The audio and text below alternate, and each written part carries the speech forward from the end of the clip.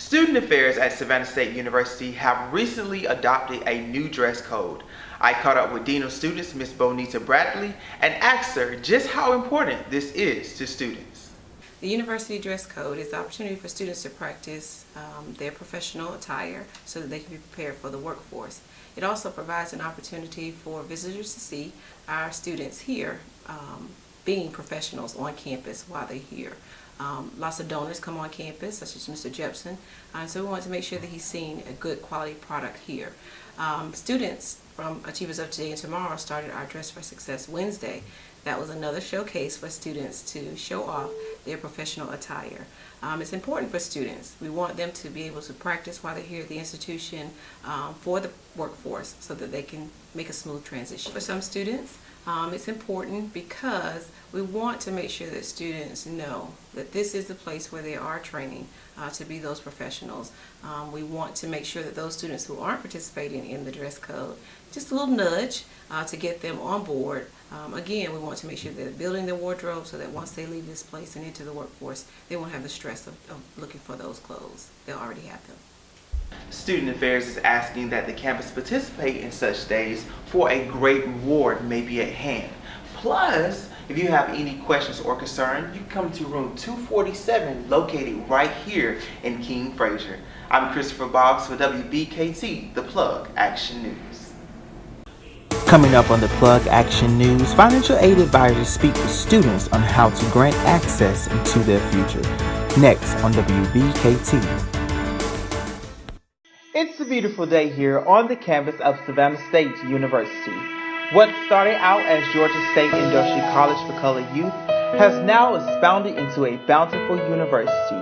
Throughout the years, top administrations, students, faculty, and staff have made great contributions and efforts to keep the HBCU tradition alive, while celebrating 125 years of superior education, academic excellence, and developmental growth from the HBCU attendees.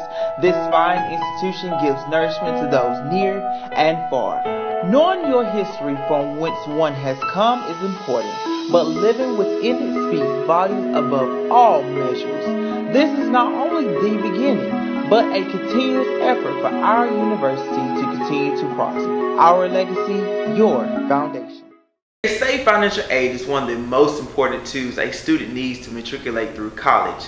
I caught up with the Director of Financial Aid and his advisors to see how students can grant access into their future. Financial aid is important to students because the majority of our students need funding to cover the expenses of education, tuition fees, room, board, and books.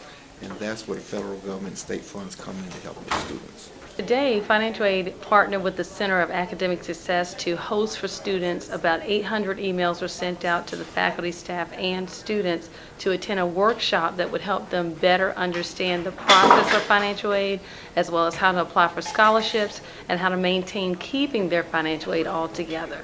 So we did have one student that showed up to the 10 o'clock session, and we hope to have more that's going to show up and not have to miss class at the 4 o'clock session here in Whiting Hall and the auditorium below on the first floor.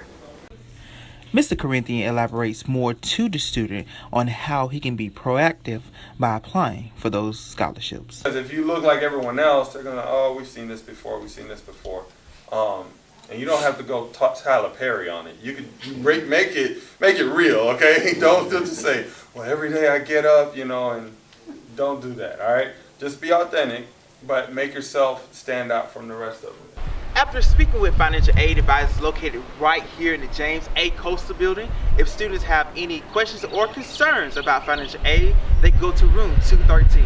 I'm Christopher Boggs for The Plug Action News. Coming up on The Plug Action News, a rising artist at Savannah State University shares his story about balancing school and his music. Stay tuned. Got an ultimate sweet tooth?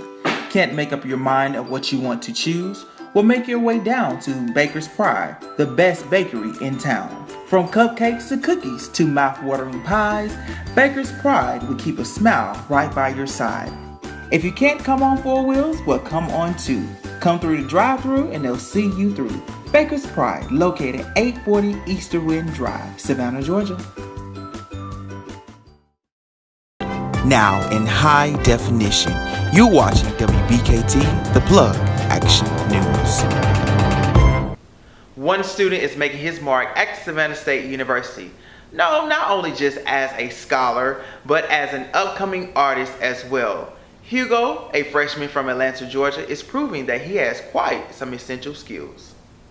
You need to know if you're going to come in here and you're going to try to make something happen, you got to do 50-50 schoolwork. If you got to turn in some things, bro, get that thing done. These are just a few choice words that Hugo expresses to students, but he also talks about his performance on campus. With me being able to perform Chosen One here, I felt like, people really like that song. They just love that one. So, I appreciate that. But with that being in the mixtape, I feel like that's a perfect way to get them hooked on that song and then give y'all a body of work. So check that out. It's on SoundCloud, man, The Awakened Voice. It's going to drop on Spring Roller too. So regardless of your situation, you here. You in the jungle. Eat.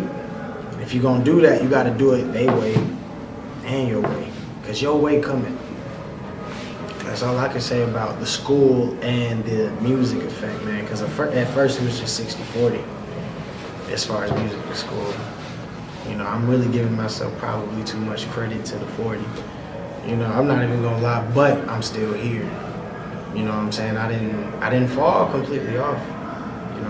Doing good this midterm. Okay. I mean, go kind of past midterm, but. As Hugo continues to prepare for his performances, his next performance is located right here at Savannah State University in Event Ballroom B, scheduled in late April. I'm Christopher Boggs for WBKT, The Plug Action News. Next up on The Plug Action News, fashion. Some can live with it, some can't. We sat down and we talked to two individuals and got their intake on how to implement the past in the present. Stay tuned. Some say that history in fashion is a thing of the past, and one day it may repeat itself. But for these individuals, they're showing us why it's okay to embrace the past while presenting the present. In my opinion, it's really important to input your own personal style into what you wear and how you dress. Not because your clothes define you or anything, but that's your first line of what people think of you or how they're going to judge you when they see you. So you should always let your clothes either, especially if you're going out, say something about your taste or in the mood you are in for the night. If you in a hoodie and sweats, then you chilling. But if you put on your best shoes and your fly shirt, then you obviously trying to make a statement. Your clothes don't define you, but they do say a lot about who you are and what you feel in that time at the moment. When it comes to style, I tend to set myself apart from everybody else. So when it comes to my sense of style, I have to blend myself from the 90s into current age right now. So as you can tell right now, I have a floor tie with suspenders. So you won't allow to see that around campus a lot of days. So with me, my fashion is I tend to wear things that nobody would actually wear. So when it comes to, I wear crazy socks, I wear lapel pins, I wear handkerchiefs that nobody would actually wear. I wear those bright colored accessories that will bring my suit out. Mr. Smith also elaborates just where he gets his sense of style from.